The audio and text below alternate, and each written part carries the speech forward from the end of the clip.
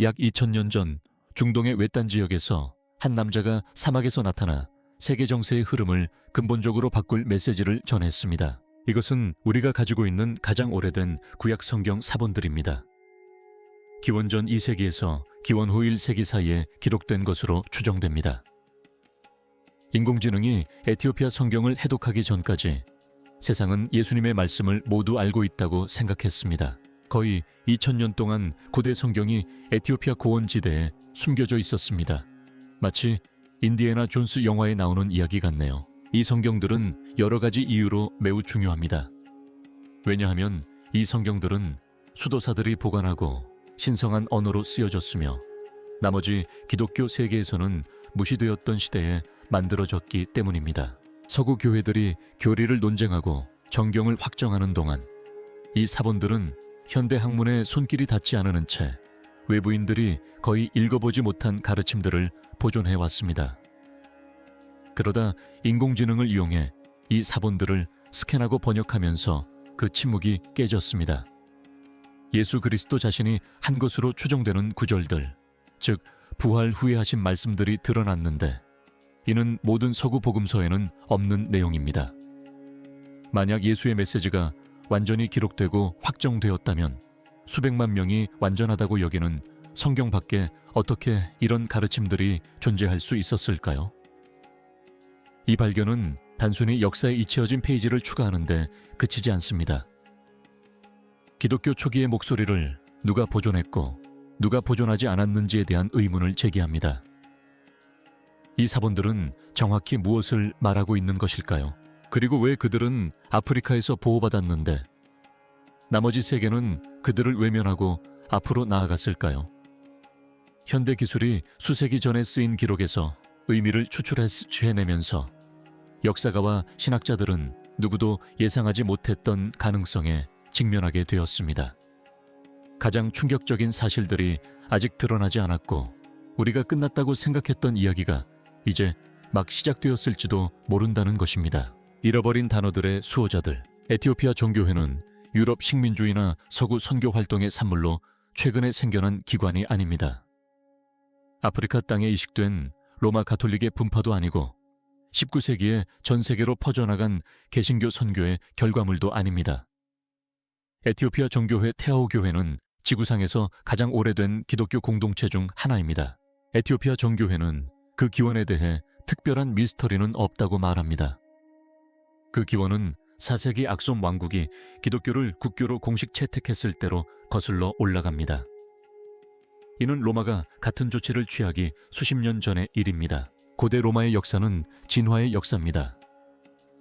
유럽의 기독교가 신학적 기반을 다지고 제국회의에서 그리스도의 본질에 대한 근본적인 질문들을 논쟁하고 어떤 책을 성경에 포함하고 어떤 책을 제외할지 결정하는 동안 에티오피아의 수도사들은 이미 고대 선거인 가이스이어로 사본을 필사하고 있었습니다. 그들은 결국 세상 사람들이 읽거나 무시하거나 의도적으로 공식 기록에서 제외하게 될 텍스트들을 보존하고 있었던 것입니다. 에티오피아 성경은 서구의 어떤 성경보다도 방대합니다. 개신교 성경은 66권, 가톨릭 성경은 73권으로 구성되어 있는 반면 에티오피아 성경은 에티오피아 교회 내 어떤 전통을 따르느냐에 따라 81권에서 88권까지 포함하고 있습니다. 이것은 사소한 차이가 아닙니다. 몇몇 논쟁이 있는 편지나 익숙한 복음서에 다른 결말에 관한 문제가 아닙니다. 에티오피아 성경에는 서구 기독교인들이 경전으로 읽어본 적 없는 책들이 통째로 포함되어 있습니다. 천사들의 위계와 우주의 신비를 정교하게 묘사한 에녹서, 엄격한 연대기적 틀을 통해 창세기를 다르게 해석한 희년서가 그것입니다. 이 책들은 예수께서 이 땅에 계셨던 바로 그 시대에 초기 기독교인들과 유대인들이 읽고 숭배했던 책들입니다. 사하의 두루마리는 제2성전 시대 유대교의 중심이었던 문헌들을 확인시켜줍니다. 이 문헌들은 공의회와 황제들이 무엇을 성경으로 인정하고 무엇을 인정하지 않을지 결정하기 전 초기 신자들의 세계관을 형성했습니다. 보존된 문헌들 중에는 예수께서 부활 후 가르치신 내용을 기록한 글들이 있습니다. 서방 기독교인들이 알고 있는 정경 복음서는 이 신비로운 시기에 대해 단편적인 정보만을 제공합니다. 사도행전은 예수께서 부활 후 40일 동안 제자들에게 나타나 하나님의 나라에 대해 말씀하셨다고 언급하지만 그 40일 동안 예수께서 실제로 무슨 말씀을 하셨는지에 대해서는 거의 자세히 기록하지 않습니다. 그 대화들은 무엇이었을까요? 부활하신 그리스도께서는 승천하시기 전에 무엇을 중요하게 여기시고 가르치셨을까요? 서구 전통은 이에 대한 답을 제시하지 못합니다. 서구 전통은 부활에서 승천으로 빠르게 넘어가면서 그 사이의 40일을 지상 사역의 절정이 아니라 단순한 기다림의 기간으로만 묘사합니다. 에티오피아 전통은 그 침묵을 모든 것을 바꿔놓는 내용으로 채웁니다. 가이스아로 마시아파키돈이라고 불리는 언약서와 같은 문헌들은 예수께서 죽음을 이기고 승천하시기 전 40일 동안 가장 가까운 제자들에게 하신 말씀을 기록한 것이라고 주장합니다.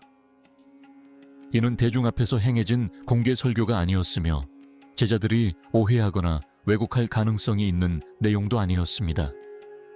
오히려 제자들에게 주어진 개인적인 가르침으로 스승이 떠난 후 일어날 모든 일에 대비하도록 하기 위한 것이었습니다. 에티오피아 전통에서는 이 시기를 예수께서 마침내 제자들에게 가장 심오한 진리를 계시하신 신성한 순간으로 여깁니다. 제자들은 예수의 죽음과 부활 이전에는 결코 이해할 수 없었던 진리들을 이제야 비로소 깨닫게 된 것입니다. 그는 예수께서 부활하신 후 40일 동안 걸어다니시며 자신이 누구인지 어떤 능력을 지녔는지 가르치셨다고 말합니다. 에티오피아 수도사들이 이 기록들을 보존한 것은 명성이나 기관의 권력, 학문적 위신을 위해서가 아니었습니다. 그들은 이 기록들이 주님의 진정한 말씀이라고 절대적으로 믿었기에 시간의 흐름 속에 사라지기에는 너무나 신성하고 미래 세대가 있기에는 너무나 중요하다고 생각했기에 보존했습니다. 수세기 동안 그들은 침략자들이 쉽게 접근할 수 없는 절벽에 새겨진 수도원, 산골짜기에 숨겨진 수도원, 호수 한가운데 섬에 자리 잡은 수도원에서 각 필사본을 손으로 옮겨 적었습니다.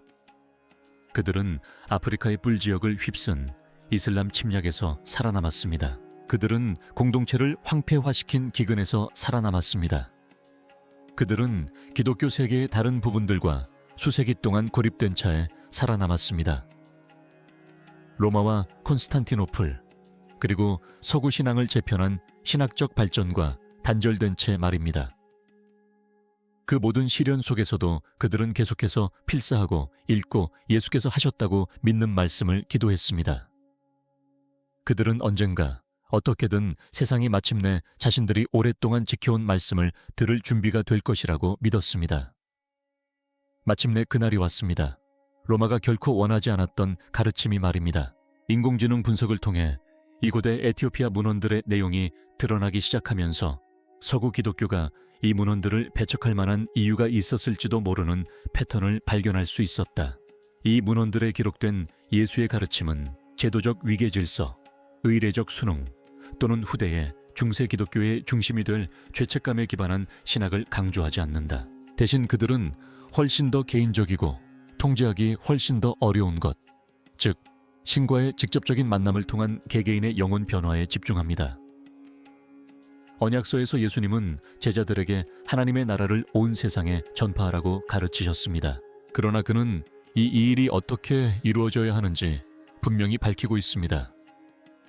폭력이나 강압, 무기나 정치적 권력을 통해서는 안 됩니다. 그의 왕국 확장은 진정으로 내면의 삶을 변화시킨 사람들을 통해 성령께서 역사하시는 것에 전적으로 달려 있습니다. 예수님은 궁극적인 싸움은 다른 사람과의 싸움도 아니고 경쟁하는 종교나 적대적인 정부와의 싸움도 아니며 바로 자신의 마음속 어둠과의 싸움이라고 가르치십니다. 그분은 믿음이란 건물이나 제도 혹은 종교적 권위의 화려한 과시와 같은 것이 아니라고 설명하십니다. 믿음은 사랑과 겸손 그리고 진리에 뿌리를 두고 있습니다. 진정으로 중요한 성전은 돌로 지어진 것이 아닙니다. 진정으로 중요한 성전은 바로 인간의 영혼입니다. 이러한 가르침은 광대한 제국에 걸쳐 권력을 공고히 하려던 제도적 교회에게는 매우 불편했을 것입니다. 내면의 변화에 초점을 맞춘 신앙은 중개자를 필요로 하지 않습니다. 겸손과 사랑을 통해 확장되는 왕국은 군대나 정치적 동맹을 필요로 하지 않습니다. 영혼 속에 자리 잡은 성전은 그 존재에 반대하는 자들에 의해 세금이 부과되거나 통제되거나 파괴될 수 없습니다. 에티오피아 경전은 근본적으로 민주적이고 근본적으로 개인적이며 결국 서구 종교 생활을 지배하게 될 위계 구조와 근본적으로 양립할 수 없는 기독교적 비전을 제시합니다.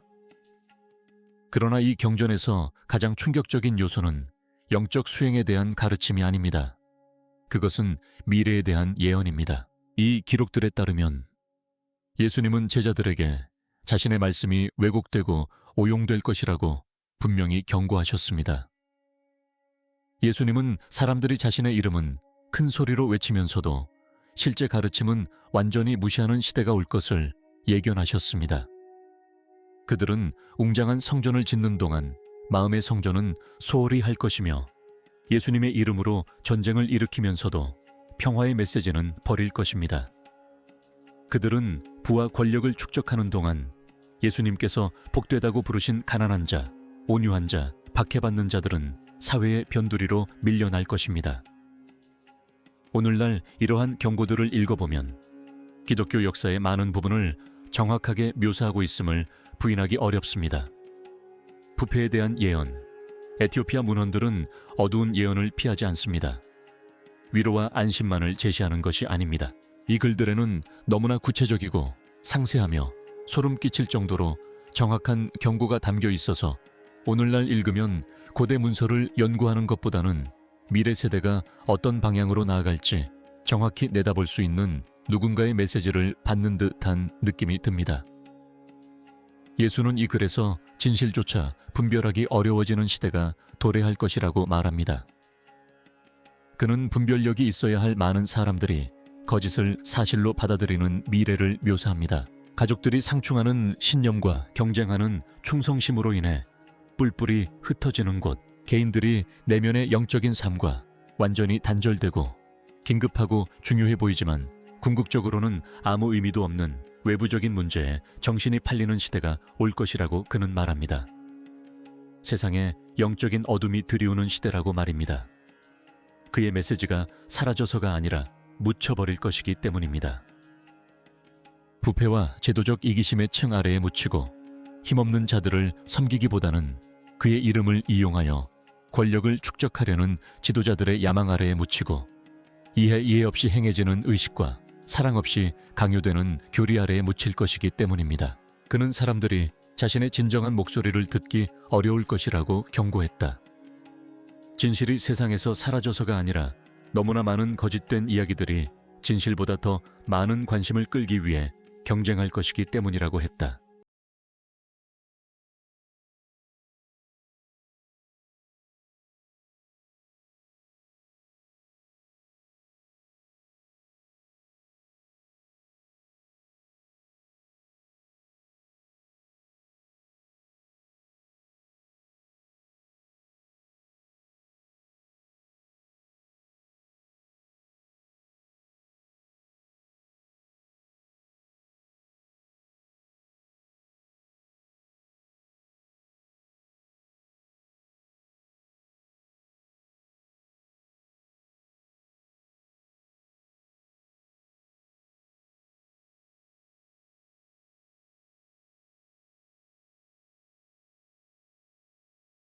진정한 교육은 위조품과 구별하기가 거의 불가능해질 것이다. 이 예언들은 21세기에 읽으면 묘하고 불편한 무게감을 지닙니다.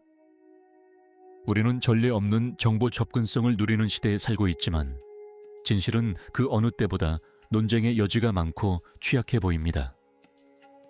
누구나 무엇이든 게시할 수 있고 알고리즘은 정확성보다는 참여도를 기준으로 콘텐츠를 추천하며 음모론은 검증된 사실보다 빠르게 퍼져나갑니다.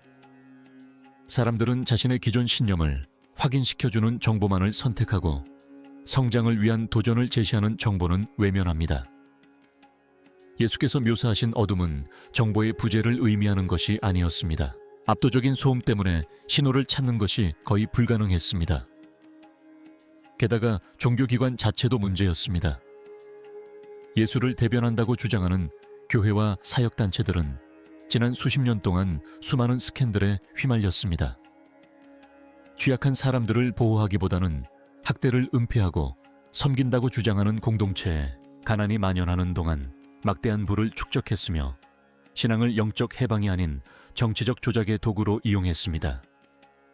예수 자신이 인정하지 않았을 번영 복음을 전파하며 기부금에 대한 대가로 물질적 축복을 약속하면서 예수가 부하 하나님의 나라에 대해 실제로 한 말은 모두 무시했습니다.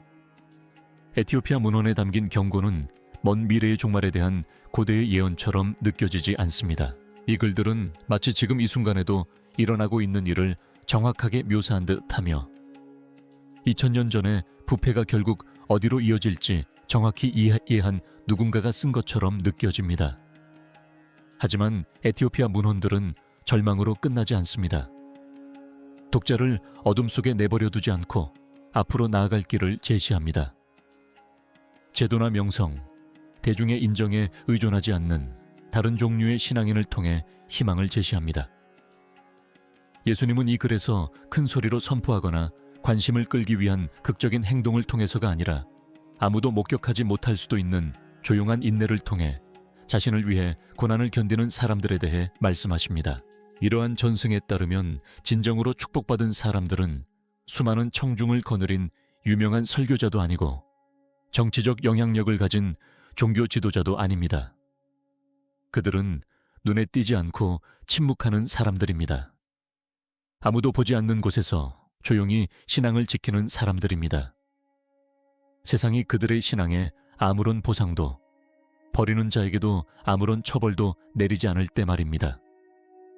이것이 바로 권력자가 아닌 겸손한 자를 높이는 진정한 기독교의 모습입니다. 명성보다는 무명에서 거룩함을 찾고 회중의 규모나 방송의 영향력이 아닌 마음의 상태로 영적인 성공을 측정합니다. 인공지능 분석을 통해 드러난 또 다른 에티오피아 문헌인 다스칼리아는 진정한 신자들이 일상생활을 어떻게 영위해야 하는지에 대한 실질적인 지침을 제공합니다. 과잉의 시대에는 소박함을, 끝없는 소비의 시대에는 금식을, 끊임없는 방해의 시대에는 기도를, 그리고 쉴 새 없는 자기 홍보의 시대에는 겸손을 강조합니다. 특히 겉으로는 거룩해 보이지만 실제로는 보호하고 섬겨야 할 취약한 사람들을 해치는 종교 지도자들에 대해 경고합니다. 영적 권위를 가진 자들 중 일부는 치유가 아닌 착취를 위해 자신의 지위를 이용할 것이라고 예언합니다. 데이터 스칼리아는 진정한 거룩함은 직함이나 의식, 웅장한 건물에서 찾을 수 없다고 주장합니다. 그것은 오직 타인을 돌보고 결과에 상관없이 진실을 말하며 인정이나 세속적인 보상을 기대하지 않고 봉사하는 데서만 발견됩니다.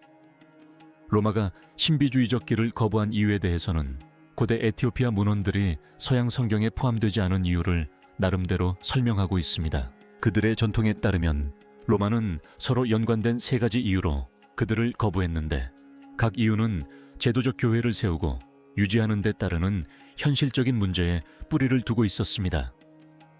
첫 번째 이유는 정치적인 것이었습니다. 서방 정경을 형성한 초기 교회 지도자들은 광대한 제국 전역에서 쉽게 통제하고 일관되게 가르칠 수 있는 통일된 메시지를 원했습니다. 개인적인 영적 경험, 신과의 직접적인 소통, 그리고 제도적 감독과 무관하게 일어나는 변화를 강조하는 경전들은 그러한 목표에 부합하지 않았습니다. 공식적인 중개제에 의존하는 신앙보다 분산된 신앙을 다스리는 것이 훨씬 어렵기 때문입니다. 두 번째 이유는 에티오피아 두루마리 자체의 신비로운 특성 때문이었습니다. 150년이 지난 지금 도난당했던 에티오피아 유물 열쇠점이 고국으로 돌아왔습니다. 이 경전들은 천사와 악마에 대한 상세한 묘사, 일반적인 지각으로는 볼 수 없는 차원에서 벌어지는 영적 전쟁, 지도화하거나 측정할 수 없는 영역을 통과하는 영혼의 여정에 대해 이야기합니다.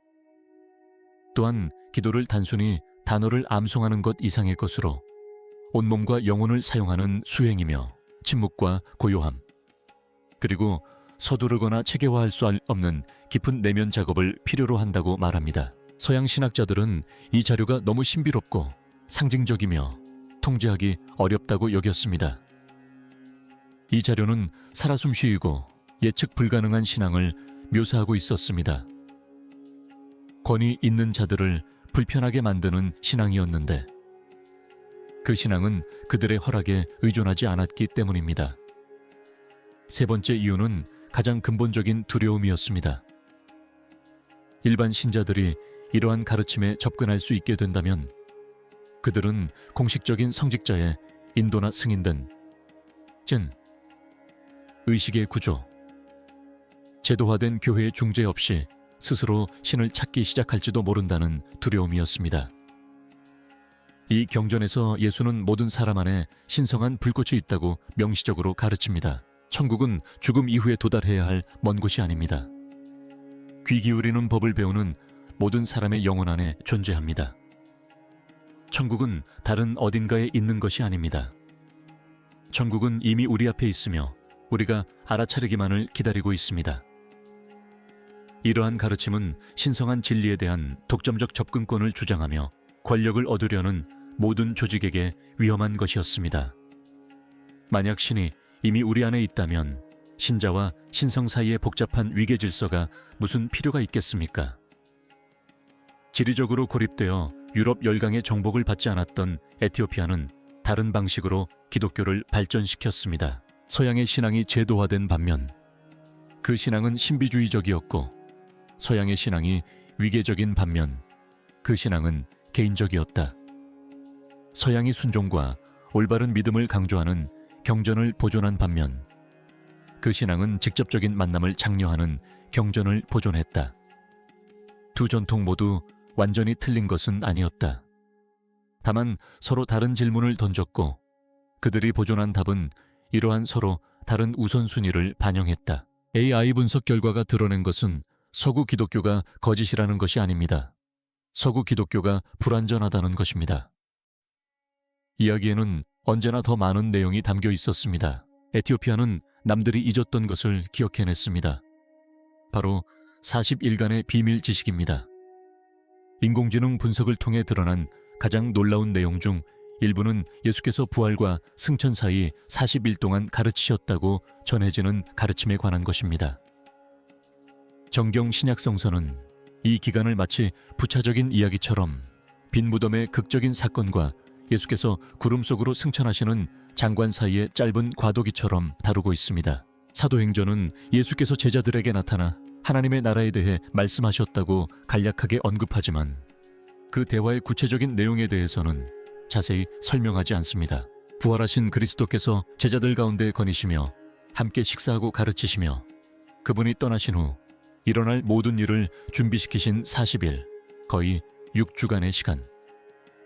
하지만 서양 성경은 그분이 하신 말씀에 대해 거의 아무것도 알려주지 않습니다. 에티오피아 전통은 이 40일을 완전히 다르게 해석합니다. 이 기간은 단순한 기다림의 시간도 주요 사건들 사이에 멈춤도 아니었습니다. 예수님의 지상 사역 전체의 절정이었으며 마침내 그분이 가장 깊은 진리를 받아들일 준비가 된 제자들과 나누신 순간이었습니다. 예수님의 죽음과 부활 이전에 제자들은 그분을 믿고 따랐으며 그분의 기적을 목격했지만 그분이 누구신지, 그분의 사명이 진정 무엇을 의미하는지 완전히 이해해야 하지는 못했습니다. 부활은 모든 것을 바꾸어 놓았습니다. 예수님이 자신이 주장하신 그대로의 분임을 의심의 여지 없이 증명했습니다. 그리고 그 증명이 이루어진 후에야 비로소 그분은 이전에는 이해할 수 없었던 가르침을 계시하실 수 있었습니다. 의심을 넘어 확신에 이른 자들을 위해 예비된 비밀스러운 지식이었습니다. 인공지능 스캔을 통해 분석된 에티오피아 문헌에 따르면 예수님은 이 시기에 표준 복음서에 기록된 내용보다 훨씬 더 심오한 방식으로 보이지 않는 세계에 대해 말씀하셨습니다. 예수님은 천사들을 모든 인간에게 배정된 항상 함께하는 동반자로 묘사하셨습니다. 삶의 모든 순간 우리 곁을 걸으며 그들의 존재를 감지할 수 있는 감수성을 키우는 사람들에게는 인도와 보호를 제공하는 조용한 인도자입니다. 예수님은 악령을 인간의 생각과 감정을 조종하고 영혼을 어둠으로 이끄는 세력으로 말씀하셨습니다. 이 악령은 극적인 빙의가 아니라 마치 우리 자신의 생각인 것처럼 속삭이는 미묘한 영향력을 행사하는 것입니다. 예수님은 이러한 가르침에서 영적 전쟁은 주로 마음의 영역에서 일어난다고 설명하셨습니다. 우리가 품는 모든 생각은 빛으로 향하거나 어둠으로 향하게 합니다. 우리가 하는 모든 선택은 아무리 사소해 보이더라도 한 방향이나 다른 방향으로 나아가는 길을 만들어냅니다. 시간이 흐르면서 이러한 선택들이 축적되어 우리가 어떤 사람이 되고 궁극적으로 어디로 가게 될지를 결정합니다. 이것은 칼이나 군대로 싸우는 전쟁이 아닙니다. 생각과 생각 사이에 고요한 공간, 결정의 순간, 무엇에 집중하고 무엇을 놓아줄지 선택하는 순간에 벌어지는 전쟁입니다. 제자들은 이것을 이해해야 했습니다. 예수님께서 떠나신 후 그들은 예수님의 육체적인 인도 없이 이 전쟁에 직면해야 했기 때문입니다. 그들은 전쟁이 내면에서 벌어지는 것이며 적은 힘이 아니라 속임수로 움직이고 승리는 자신의 내면을 끊임없이 경계하는 데서 비롯된다는 것을 알아야 했습니다. 예수님께서는 이 비밀 가르침에서 죽음에 대해서도 말씀하셨는데 그분의 말씀은 훗날 서구 기독교의 상당 부분을 지배하게 될 두려움에 기반한 접근 방식과는 매우 다른 관점을 제시합니다. 예수님은 육체를 낡아 결국 닳아 없어지는 옷에 비유하셨습니다. 옷감은 바래고 실은 약해지며 결국 옷은 더 이상 입을 수 없게 됩니다. 그러나 영혼은 옷이 아니라고 가르치셨습니다. 영혼은 옷을 입고 있는 존재입니다. 육체가 죽는다고 해서 영혼이 함께 죽는 것은 아닙니다. 영혼은 본래 육체를 입기 전에 나왔던 근원, 하나님의 불과 빛으로 돌아갑니다. 죽음은 두려워해야 할 끝이 아닙니다. 그것은 전환이며 항상 일시적인 것을 벗어던지는 것이며 영원한 것으로 돌아가는 것입니다. 제자들은 처음에는 이 가르침에 두려움을 느꼈습니다. 그들은 방금 스승의 잔혹한 처형을 목격했기에 죽음은 추상적인 개념이 아니었습니다. 그것은 생생하고 폭력적이며 두려운 것이었습니다. 그러나 예수님은 에티오피아 사본에는 남아있지만 서양 정경에는 없는 말씀으로 그들을 안심시키셨습니다. 죽음을 두려워하지 마라. 걸어다니는 죽음을 두려워하라 라고 말씀하셨습니다. 육체적으로 살아있으면서 영적으로 잠들어 있는 상태를 두려워하십시오. 그는 많은 사람들이 평생을 영혼과 단절된 채 살아간다고 경고했습니다. 그들은 공허함을 온갖 잡다한 것들과 소유물, 성취, 그리고 교만으로 채우려 하지만 하나님이 숨이 멎은 후에야 갈 수 있는 저 멀리 있는 천국이 아니라 바로 자신의 마음속에 거하신다는 사실을 결코 깨닫지 못합니다. 비극은 죽는 것이 아닙니다. 진정한 비극은 살아보지 못한 것, 매 순간 우리 곁에 있었지만 알아차리지 못했던 신성한 임재를 깨닫지 못한 것입니다. 에티오피아 경전은 참된 신앙을 올바른 교리에 대한 고수나 요구되는 의식의 수행으로 제시하지 않습니다. 참된 신앙은 깨어남입니다. 그것은 이미 내면에 존재하는 신성한 빛을 자각하는 것입니다. 우주가 시작되기 이전부터 존재해왔으며 구원을 위해 외부가 아닌 내면을 들여다보고자 하는 사람이라면 누구든 발견하기를 간절히 기다려온 모든 창조의 근원과 연결되는 것입니다. 우리는 지금 2000년 동안 조용히 펼쳐져 온 이야기의 문턱에 서 있습니다. 수도사들은 이 말씀들을 보존해왔습니다. 원고들은 전쟁과 방치 속에서도 살아남았고 이제 마침내 기술의 발전으로 세상은 이 말씀들을 들을 수 있게 되었습니다. 하지만 이것이 결론은 아닙니다. 드러난 것은 더 큰 진실의 일부일 뿐이며 이는 우리가 신앙, 권위, 그리고 예수께서 인류에게 전하고자 하셨던 메시지에 대해 알고 있다고 생각했던 모든 것을 뒤흔듭니다. 수세기의 역사가 이처럼 많은 것을 감출 수 있었다면 또 무엇이 묻혀 적절한 순간, 적절한 도구 혹은 적절한 세대를 기다리고 있을까요? 에티오피아 원고는 더 이상 침묵하지 않습니다. 이제 문제는 세상이 귀 기울일 것인가가 아니라 그들이 우리가 이해해야 한다고 생각했던 모든 것을 바꾸도록 내버려둘 준비가 되어 있는가 하는 것입니다.